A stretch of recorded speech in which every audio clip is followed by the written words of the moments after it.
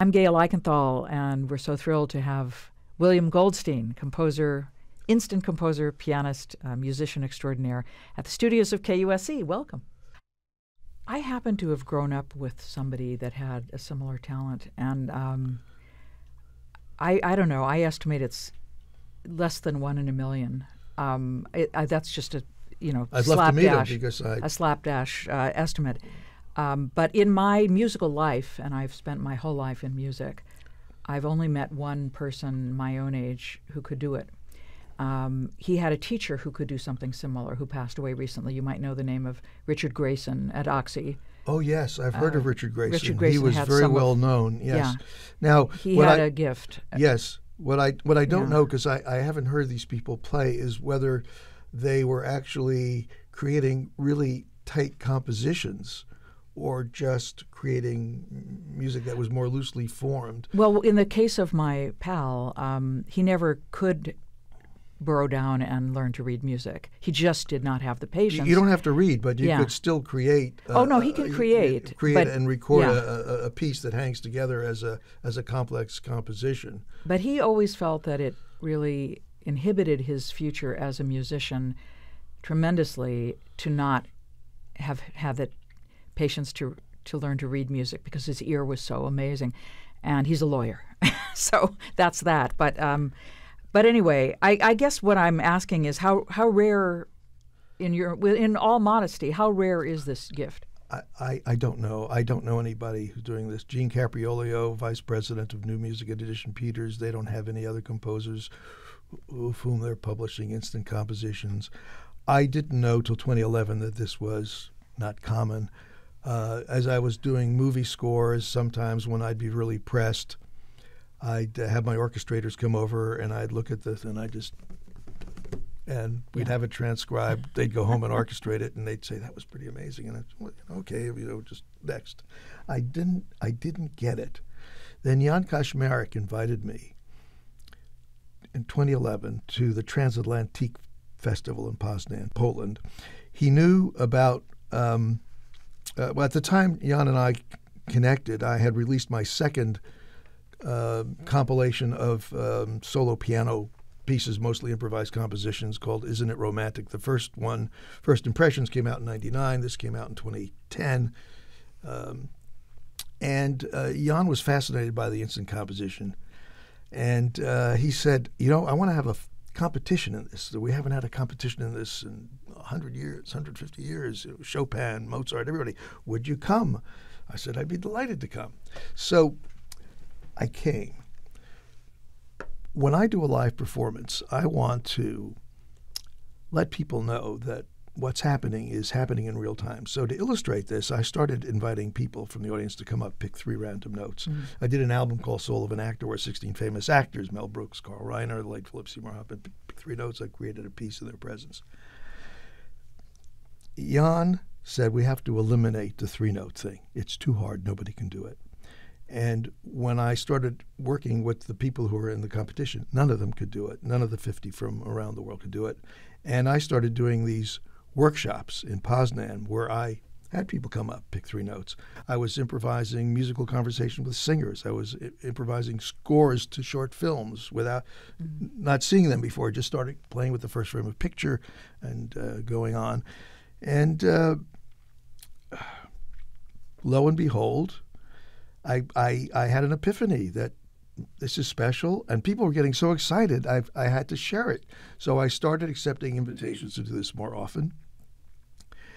And then the second big change was Jim DePasquale, who I met when I was a composition major at Manhattan School of Music. He's written for the Chicago Symphony. He's done a lot of film, television, fabulous sax player. He says, why don't we try an album together? And I said, Jim, it's not possible. Why what are you talking? I'm doing this. I'm not, how can I can't listen to, it's not possible. It was possible. It was an incredible, another epiphany. It just opened my mind. It took us a while, but we came up with an incredible album in the moment. And Chuck Israels, who was for many years Bill Evans' bass player, was saying to us when he heard Looking for Kiji, he said, guys. I've never heard anything like this in my life. Everybody's been talking about it. Herbie Hancock, this one, that one, about creating compositions. He says, I've never heard it, but he's heard it. So since that album, I started collaborating with other musicians, and it's gotten easier because I now know that if there's a good musician, even if they can't do it on their own, if they're capable of just tossing the ideas back and forth, and they could play jazz, they can do instant composition, because I'll put down a bed, or even they'll start, but I'll pick up the ideas and we develop, and we throw the ideas back and forth. And so I've got a couple of piano violin albums. Cello? The cello album just came out May 5th with Maxim Velichkin, who's an incredibly gifted cellist. I have an album with Lawrence Juber, who's an incredible guitarist, was Paul McCartney's lead in Wings many years ago, and it's been a lot of fun. And we're turning audiences on. People get excited, so it's very gratifying.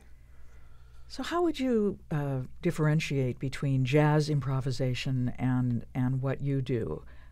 That's a great question, and the answer is somewhat simple. Jazz improvisation is almost always improvising around an existing structure, whereas instant composition is starting with nothing and creating taking an idea, developing it into a composition. So with jazz, you might have a tune, or you might have a chord structure. Yeah. There's a roadmap to follow. It's kind of like in the Baroque period with a figured bass. The continuo player would do stuff. Now there is free jazz, and I did a master class in Tallinn, Estonia, when I was invited in the fall to be a guest artist there and on the jury of the Black Nights Festival. And I got into a heated discussion with a young female pianist who insisted that there were lots of people doing what I was doing, but she gave me names. I looked them up. They're all doing free jazz. Yes, and free jazz generally is somebody demonstrating their incredible technique on an instrument, but not really creating a composition. There's sort of noodling. Yeah, or something. But high-end noodling. High-end noodling, yes. Okay. And so I think that's the difference. I mean, creating a composition. And look, they published Beethoven's First Symphony. They published John Cage, Morton Feldman, Mahler, Bach. I'm so blessed to have met Gene Capriolio, who gets what I'm doing and has been really supportive. And so along with my conventionally composed works that they publish, they've already, as I said, put out 2 of my pieces in 3 different editions, and they have plans to do a number of more works. Well, there is the legacy of, Mozart used to improvise his cadenzas, and Beethoven was quite the improviser, apparently. Hummel, Chopin, Liszt. Yes. So and it's the list goes on. So, there's a sense of there is a musical legacy that you're absolutely. I released an album a year and a half ago or 2 years ago called Instant Composition, continuing the tradition of Mozart. And what's so incredible when you think about it, these guys were creating wonderful music in real time, but there was no way to record it. So by the time Chopin notated an impromptu, the mind is involved and the intellect is involved. The beauty of what we're doing now that can be recorded is simply that the initial inspiration is captured in its entirety, and you can then go back and do some editing if you want, or as I say when I do live performances, a concert pianist practices 6-8 hours a day, marrying every finger to a note of a composition, and my fingers never know where they're going, so you'll excuse them if there's a little mishap. And most mishaps nobody can ever hear, but when we're recording, I go back and if I hit 2 notes instead of 1 note, I'll fix it or whatnot. So in a certain sense, I think, that unique gift that you have that came, as a toddler cannot be taught, but yet you are having a big impact touring around at performing high schools in Poland and Estonia, and you do seem to be able to reach kids with their own creativity. And maybe you could talk about how how you make that connection. You with a talent they can't really aspire to. That is a really important question, and I'm really glad that you asked it. So, for 30 years, I've been on the board of the California State Summer School for the Arts, which is a program that takes kids in all artistic disciplines. And I started doing master classes at the school since I was on the board. And Rob Jaffe, our prior artistic director who passed away, said to me, because initially I would talk about music and film, he said, "Hey, anybody can talk about music and film. Why don't you talk about your ability to create in real time?" And I don't even remember when I demonstrated this to Rob, but yeah, I started early on doing that, and then I started to get invitations here and there. And in 2012, I actually, drove cross country. My giving back by doing free master classes at performing arts high schools across the country. So the worst thing in the world for me would be to go into an institution and say, "Look at me, I can do this and you can't, ha ha." I mean, that would be just terrible. So in order for me to really do this, I had to figure out what I could really share that would inspire people. And I did have a wonderful epiphany. The ability to speak the language of music in real time is completely analogous to the gift of human speech, which we all share. And by calling everybody's attention to the obvious requirements of human speech, I'm able to give tools to the creative process of if you're a dancer, you're a musician. Okay, what are the requirements of human speech?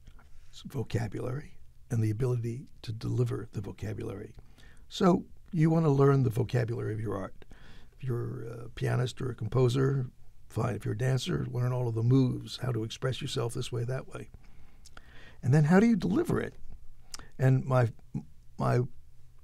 the question I love the most when I do these master classes, I say, so what is the most active part of your physical anatomy when you are speaking?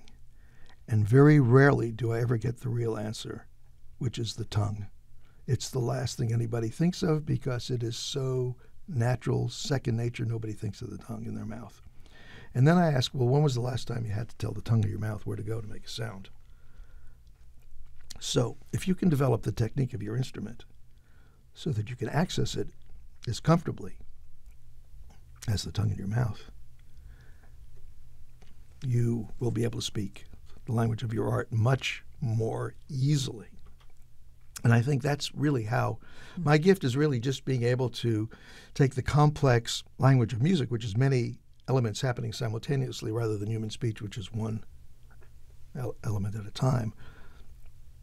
And there it is, Yes, it's a very interesting analogy of sort of complexity of thought leading to words and translation of what the brain is playing with, to sitting at the piano and creating layers of melody and texture and chords.